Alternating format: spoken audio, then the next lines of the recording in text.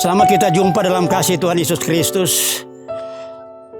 Bapak Ibu Saudara kekasih dalam Tuhan Yesus Kristus, hari ini saya berada di salah satu perkebunan nomor 4 Desa Sea. Dari tempat ini saya melihat kejauhan sana itu kota Manado. Begitu indah sekali, ada laut. Dan di depannya saya ini ada perumahan yang ada di Desa Sea. Luar biasa indahnya tempat ini. Dan saya boleh menikmati keindahan Tuhan yang Tuhan buat di tempat ini, saudaraku dalam Tuhan. Ini hal yang luar biasa. Dan sungguh tempat ini diberkati oleh Tuhan. Dari tempat ini juga saya akan memberitakan kebenaran firman Allah di sekitar Paskah kebangkitan Yesus Kristus, memberi kita iman yang tidak sia-sia adalah merupakan kasih karunia Tuhan bagi kita semuanya. Saya akan membaca di dalam 1 Korintus pasal 15 ayat 9 sampai ayatnya yang ke-11. Karena aku di sini adalah Paulus, adalah yang paling hina dari semua rasul, bahkan tidak layak disebut rasul, sebab aku telah menganiaya jemaat Allah. Tetapi karena kasih karunia Allah, aku adalah sebagaimana aku ada sekarang. Dan kasih karunia yang dianugerahkannya kepadaku tidak sia-sia. Sebaliknya aku telah bekerja lebih keras daripada mereka semua, tetapi bukannya aku, melainkan kasih karunia Allah yang menyertai aku. Sebab itu baik aku maupun mereka, demikianlah kami mengajar dan demikianlah kamu menjadi percaya. Ayat-ayat yang telah saya baca ini adalah satu perikop di dalam pasal 15 tentang kebangkitan Kristus. Luar biasa saudaraku dalam Tuhan. Rasul Paulus mengatakan bahwa dia adalah seorang yang paling hina, tetapi dia mendapatkan kasih karunia Tuhan. Apa yang Paulus terima kasih karunia? Kalau kita baca ayat-ayat sebelumnya, sesungguhnya kasih karunia yang Tuhan beri kepada Rasul Paulus yaitu mengenai keselamatan. Di dalam Kristus Yesus ada jaminan keselamatan karena segala kesalahan dosanya yang dia buat, dia sebagai penganiaya jemaat. Tuhan telah menampakkan diri kepadanya pada waktu dia membuat perjalanan ke Damsyik untuk membunuh, menganiaya jemaat Tuhan. Di tengah jalan Rasul Paulus menerima lawatan Tuhan. Kemudian di situ dia diubahkan oleh Tuhan. Dia menjadi buta. 3 hari kemudian saudaraku dalam Tuhan, dia bisa melihat dan dia mulai belajar tentang kasih karunia Tuhan. Dia boleh mendapatkan pengampunan dosa. Yang luar biasanya pada ayat-ayat sebelumnya dari ayat tadi, Yesus telah mati, dikuburkan dan dia bangkit. Rasul Paulus catat bahwa dia bangkit. Dia menampakkan diri pertama kepada Kefas, kemudian kepada murid-murid Yesus. Lalu Yesus menampakkan dirinya.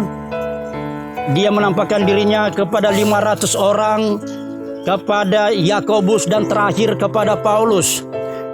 Ini membuktikan bahwa Yesus hidup. Iman dari Paulus itu teguh dan dia punya pemahaman kebenaran firman Allah luar biasa. Sesungguhnya dia memiliki iman yang tidak sia-sia. Itulah sebabnya di dalam ayat 10 berkata, aku ada hari ini, itu pun karena kasih karunia. Kasih karunia yang dianugerahkan Tuhan kepadaku tidak sia-sia, ya, sehingga kasih karunia itulah dia bisa bekerja keras, saudara. Dia bisa memberitakan Injil di Asia pada waktu itu sampai 3 kali dia memutar Asia memberitakan tentang Injil keselamatan Tuhan. Dan yang luar biasanya, saudara, dia bisa menulis surat. Ada 13 surat yang dia tulis dan termasuk juga Ibrani, kitab Ibrani sekitar 14, dia bekerja keras, itu pun karena kasih karunia Tuhan. Kemudian dia berkata bahwa dia pribadi dan bersama dia para rasul lain, mereka mulai mengajar tentang kasih karunia Tuhan. Dan banyak orang yang percaya kepada Tuhan.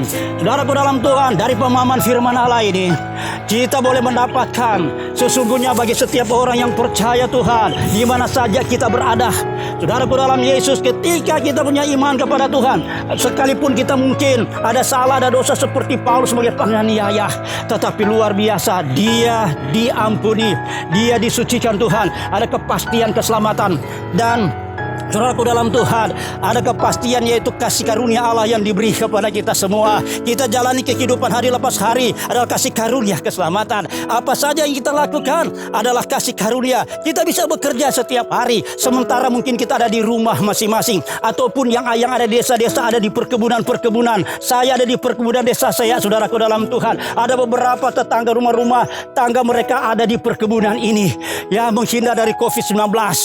Tetapi apa saja yang mereka lakukan di tempat ini pun kasih karunia Tuhan, tidak sia-sia. Haleluya. Dan kita diberi kepercayaan Tuhan untuk memberitakan kasih karunia. Kita ajarkan kepada siapa saja, semakin orang bisa percaya kepada Tuhan. Saudaraku dalam Tuhan, biarlah di hari-hari ini kita sementara menghadapi masalah COVID-19 ini, tetapi kita hidup ini pun sekarang hanya kasih karunia Tuhan. Kita perkatakan di dalam nama Yesus, di mana saja aku berada, mungkin kita berada di rumah atau di perkebunan seperti saya berdiri di tempat ini, saudaraku dalam Tuhan, ini pun kasih karunia. Apapun yang kita kerjakan tidak sia-sia. Kita di rumah atau kita di kebun, kita beraktivitas tidak sia-sia, saudara. Iman kita tidak sia-sia kepada Tuhan. Pasti Tuhan pelihara kita. Dan kita menunggu waktu Tuhan untuk melepaskan bangsa Indonesia, bangsa-bangsa lain dari permasalahan COVID-19 ini. Puji Tuhan. Saudara dalam Tuhan, Tuhan akan memakai kita semua untuk memberitakan kasih karunia Tuhan. Mari kita berdoa. Terima kasih Bapa di surga. Kami menyadari kami manusia yang bersalah, berdosa. Oh Tuhan Yesus, kami percaya kami sudah diselamatkan Tuhan oleh kematian, kebangkitan-Mu. Kami dibebaskan, kami dikuduskan, ada kepastian keselamatan hari ini dan setiap hari kami jalani kehidupan kami. Itu pun kasih karunia. Tidak ada yang kami bangga Tuhan. Engkau bekerja dalam kehidupan kami, tidak percuma, tidak sia-sia. Apapun yang kami kerjakan itu semuanya kasih karunia. Pakai kami, urapi kami Tuhan, untuk memberitakan tentang kematian dan kebangkitan Yesus Tuhan kami, supaya semakin banyak orang yang percaya kepada Tuhan. Terjadi suatu kegerakan Allah di dalam situasi seperti ini. Lebih banyak orang yang percaya Tuhan. Bagaimana Tuhan bekerja untuk kemuliaan-Mu Tuhan. Kami memberi pujian dan pengagungan hanya bagi-Mu. Terima kasih Bapa di surga.